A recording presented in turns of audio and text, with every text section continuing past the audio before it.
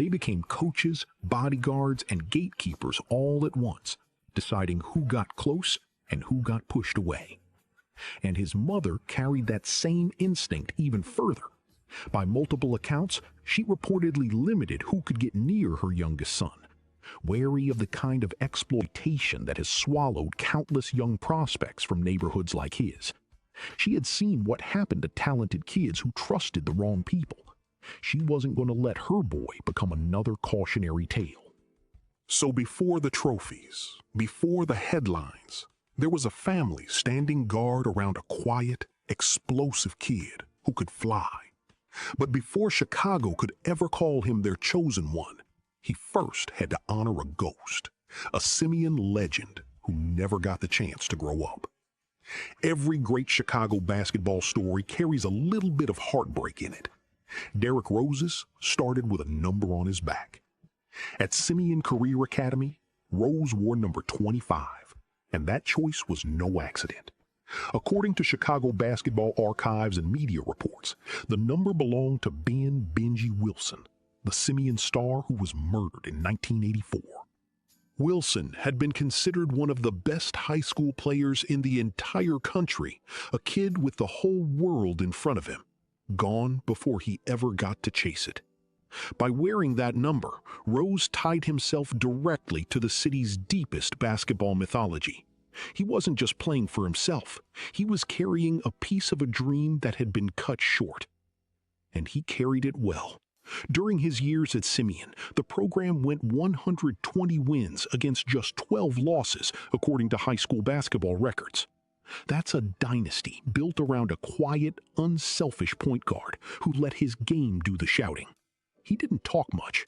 He just took the ball, lowered his shoulder, and finished plays grown men couldn't. By the time he was done, the honors stacked up the way they only do for future pros. He was named Illinois Mr. Basketball. He was a McDonald's All-American, the kind of recognition that all but guarantees the next level is coming.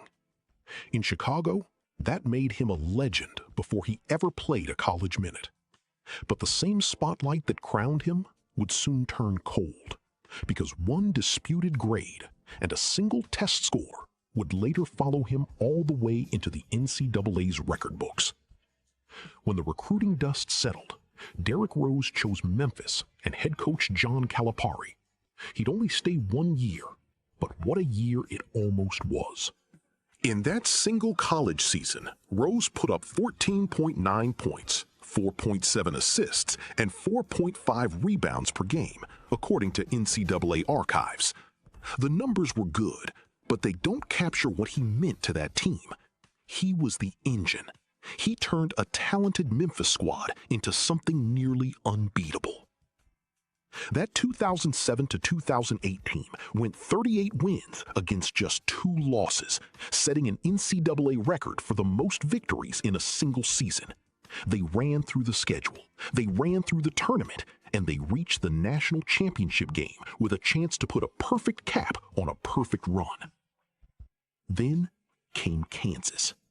The title game went to overtime, and Memphis fell 75 to 68, according to basketball archives. Rose scored 17 in that game and fought all the way to the end. But late, with the game on the line, he missed a critical free throw, the kind of moment that still echoes for anybody who watched it. Free throws down the stretch were the difference between a banner and a long flight home. He was 19 years old, one missed shot away from a national crown. It was close enough to taste. But a year later, the NCAA would come back and rule that officially, that magical season never happened at all.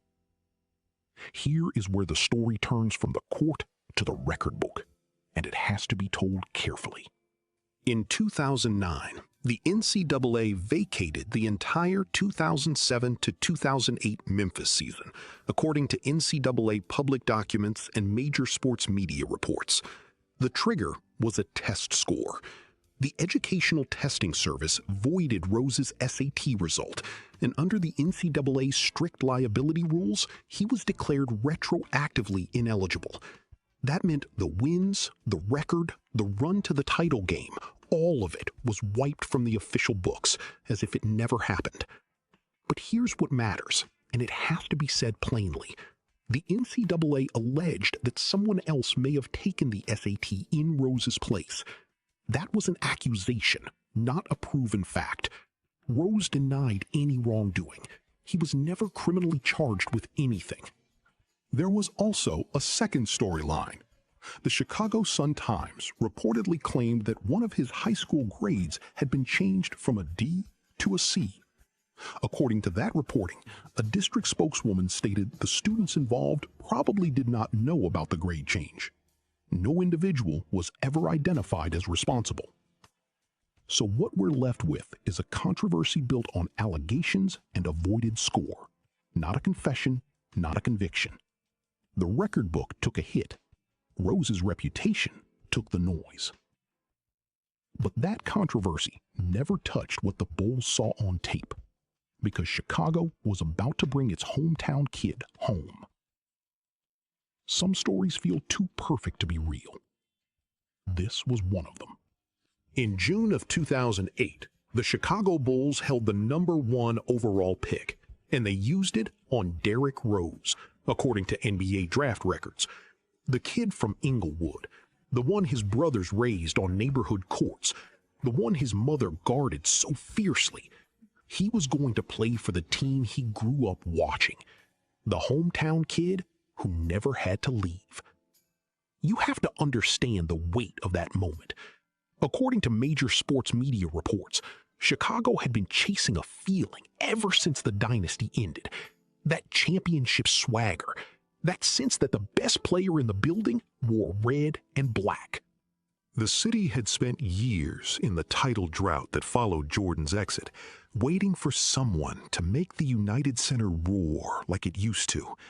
And now they had a local kid with springs in his legs and ice in his veins, drafted first overall, expected to carry an entire city's nostalgia on his shoulders. No pressure, just a whole town's broken heart, hoping he could be the one to mend it. For most rookies, that kind of expectation crushes them. The hype becomes a weight. The spotlight becomes a trap. But Rose didn't flinch. He didn't just meet the hype. In his first 10 games, he started doing things the Bulls hadn't seen since Michael Jordan walked that floor. The hype around a hometown #1 pick can curdle fast if the kid can't play. Derrick Rose made sure that worry never lasted a single week. In his debut season, he poured in 16.8 points and 6.3 assists a night, with 3.9 rebounds according to NBA records. That assist number led every rookie in the league. He wasn't just scoring, he was running a team, controlling a pace, making veterans around him better. And at the end of the year, the league handed him the 2009 Rookie of the Year award, the first real confirmation that Chicago's bet had paid off. But it was the way he did it that turned heads. He became the first Bulls draftee to score 10 or more points in each of his first 10 games, since a certain number 23 had done it years before. In a city that measured everything against that ghost, drawing the comparison so quickly was its own kind of statement. Then came the moment that made the rest of the country sit up. In his very first playoff game, on the road and under the brightest lights a rookie can face, Rose dropped 36 points and dished 11 assists, according to Basketball Archives. That point total tied Kareem Abdul-Jabbar's record for a rookie in a playoff debut, a mark that had stood since 1970. 40 years, and a kid from Englewood walked in and matched it on his first try. He also became the first rookie to win the All-Star Weekend Skills Challenge, weaving through the obstacle course like the whole thing was a neighborhood drill. Speed, control, body command, it was all there. So the rookie was already special, but nobody, not even Bulls fans, was ready for how fast he was about to become the best player in the entire league. Most players spend a decade trying to climb to the top. Derrick Rose did it before he could legally be called a veteran of anything. In January of 2010, He was named to the All-Star game, the first Bulls player to earn that honor since Jordan back in 1998, according to Basketball Archives. That selection alone told the city something was shifting. The franchise had a true star again, not a placeholder, not a hope. That spring, he raised his game even higher, averaging 26.8 points and 7.2 assists in the 2010 playoffs, carrying a Bulls team that suddenly believed it belonged among the league's best. Then came the season that turned a rising star into a crowned king. In 2011, Rose won the NBA Most Valuable Player Award at 22 years and 7 months old, making him the youngest MVP in the history of the league, according to NBA records. Think about that. In a sport with all-time legends, with Jordan and Magic and Bird and LeBron in the conversation, no one had ever reached the mountaintop younger than the kid from the South Side. He was named to the All-NBA First Team and stacked up 3 straight All-Star selections in 2010, 2011, and 2012. He was the face of a genuine contender, the man Chicago trusted with its biggest nights. Every drive to the rim looked like a highlight. Every fourth quarter felt like it belonged to him. He had the trophy, the city, the comparisons to the greats. Every kid from Englewood could have teamed up on those neighborhood courts. He was on top of the league, on top of his city, and untouchable. Until one cut to the basket in April of 2012 changed everything. There are moments in sports you don't forget, no matter how many years go by. For Bulls fans, this is one of them, and most of them remember exactly where they were sitting when it happened. In the first round of the 2012 playoffs, Chicago faced the Philadelphia 76ers. The Bulls were comfortably ahead late in the game, the kind of lead where the outcome is basically decided. And then Rose made one ordinary cut toward the basket, the same kind of move he'd made 10,000 times, and crumpled to the floor. He had torn the ACL in his left knee, according to Basketball Archives and team injury reports. The building went silent in a way that arenas rarely do. The MVP, the hometown hero, the one carrying all that nostalgia, was on the ground, clutching his leg. And almost immediately, a second storm started brewing. Why was he even on the court? The game was already won. That single detail, the size of the lead when he went down, would fuel years of debate about how teams use their stars and who carries the blame when the worst happens. The fallout was brutal. Rose missed the entire 2012 to 2013 season, according to NBA records. An entire year gone, while the city waited and the questions piled up. A franchise that had finally rediscovered that championship feeling was suddenly left holding its breath, watching its young king rehab a knee that had once made him look like he could fly. But here's the thing about that long absence. The injury itself was only the beginning. The bigger storm wasn't the torn ligament. It was the long, painful wait for a return that the whole city and Rose himself started to question. A torn ACL is supposed to have a timeline: rehab, recovery, return. But with Derrick Rose, nothing about the comeback was simple. He sat out that entire lost season, and as the next one approached in 2013 to 2014, Chicago waited for the version of Rose they remembered. He finally returned to the floor, and then, in November of 2013, he injured the right meniscus in his other knee, ending that season too, according to NBA records and major sports media reports. 2 straight years, 2 devastating blows, and a body that suddenly seemed to betray him every time hope returned. It was around this stretch that Rose's public image started to split. During the previous lost season, when he was cleared to play but chose not to rush back, the debate had already turned ugly. Some reports questioned his willingness to play through pain, painting him as too cautious, too hesitant for a man who'd once feared nothing. Others defended him fiercely, arguing he had every right to protect his own future and his own career, that no city's nostalgia was worth gambling his long-term health. And that's how the chosen one became a polarizing figure. The same fans who had crowned him now argued about him nightly. His knees, his decisions, his mindset, all of it got dissected on talk shows and call-in lines like a courtroom case. The kid who used to make the United Center roar was now a subject of arguments instead of pure joy. He was still in Chicago, still technically the franchise's centerpiece, but something had cracked beneath the surface. The injuries kept coming. The relationship with the city kept fraying, and the trust that had once felt unbreakable was wearing thin on both sides. Nobody knew it yet, but the bond between Rose and his hometown was heading toward a breaking point. For a kid who grew up dreaming in red and black, this is the part that still stings to talk about. In June of 2016, the Chicago Bulls traded Derrick Rose to the New York Knicks, according to league transaction records. Just like that, the hometown story was over. The Englewood kid who had carried a whole city's nostalgia, the youngest MVP, the one they'd crowned and then argued about, he was packing his bags for Madison Square Garden. The relationship that had once felt unbreakable simply ended on a transaction sheet. New York turned out to be a strange, in-between chapter. There were nights when the old explosiveness flickered back to life, flashes of the man who used to attack the rim like gravity didn't apply to him. But those flashes came mixed with the hard truth of a body that had been rebuilt one surgery at a time. He was still a scorer, still dangerous in spurts, but he was no longer the unstoppable force who had owned fourth quarters. Then came a moment that confused everyone.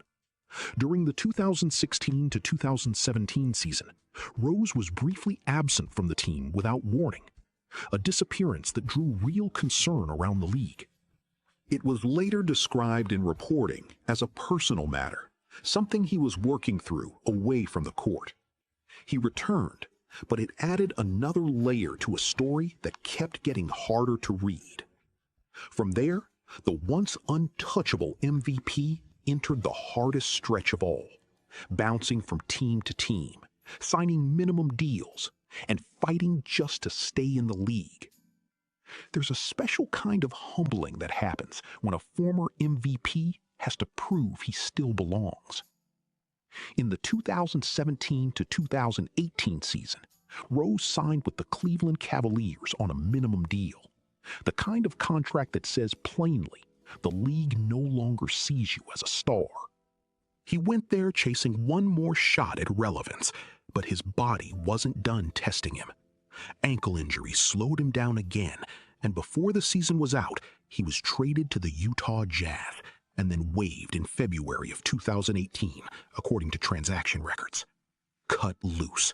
No team, no certainty. A long way from that MVP podium. This was the low point. By his own later accounts in interviews and reporting, Rose reached a place where he genuinely questioned whether to keep playing at all. The injuries, the trades, the constant fight just to make a roster, it had worn him down. The man who had once been the center of a championship dream was now wondering if the game even wanted him anymore. Think about the contrast. A few years earlier, he'd been the youngest player ever to be named the best in the world.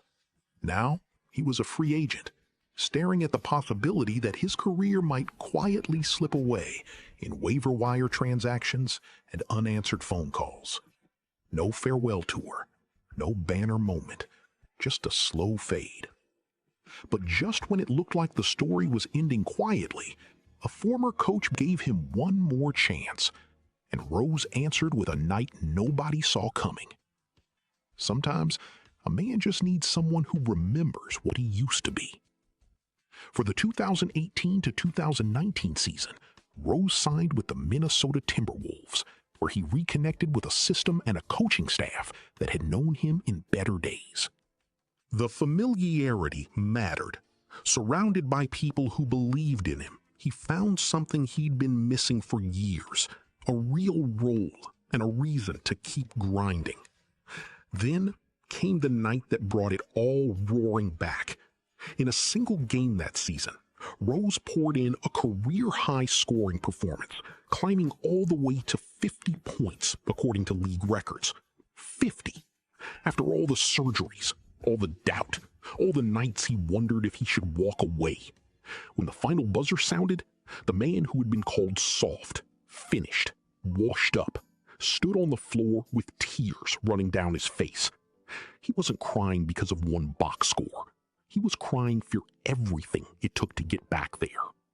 That game became the emotional second peak of his whole journey. It told the world the old fire still lived inside the rebuilt body, even if it couldn't burn the way it once had.